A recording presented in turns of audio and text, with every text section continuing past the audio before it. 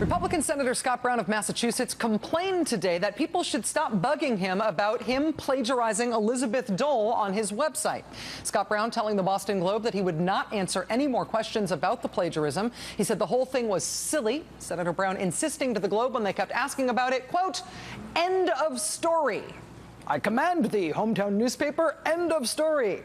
I declare what is and is not a story about me."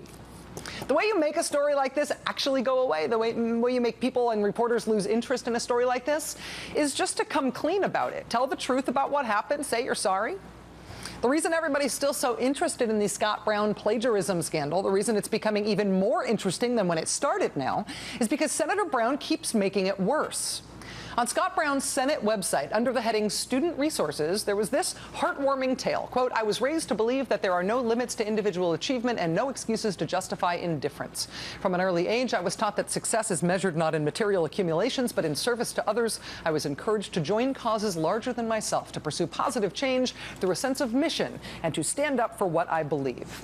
Those are not Scott Brown's words. Those are the words of Elizabeth Dole. They're from a speech of hers. They're also in her book. They were also on her website when she was a politician. But they are in Scott Brown's message to students, with no attribution to her at all, as if he said these things. When the plagiarism was exposed this week, Senator Brown's staff said they had used Elizabeth Dole's website as a template for their own website, and that speech just inadvertently got copied over onto Scott Brown's new website.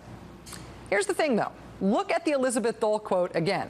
In the original Elizabeth Dole quote that Scott Brown supposedly accidentally just copied over in a technical website glitch, that technical website glitch somehow also included carefully trimming out the part of the quote where Elizabeth Dole says, "I am Mary and John Hanford's daughter."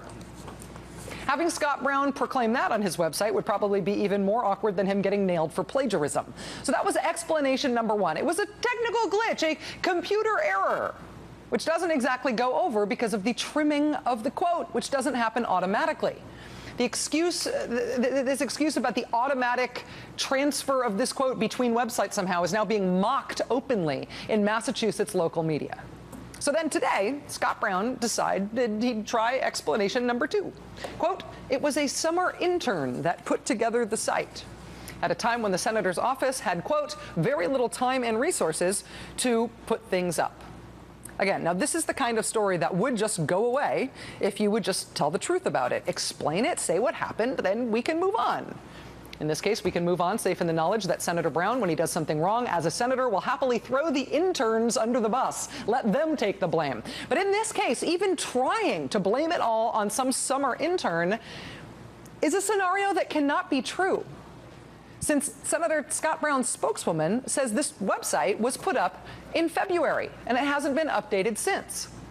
Now, global warming is weird, but even in Massachusetts, there's not a snowball's chance in Holyoke that the person who screwed this up in February was, in Senator Brown's words, a summer intern.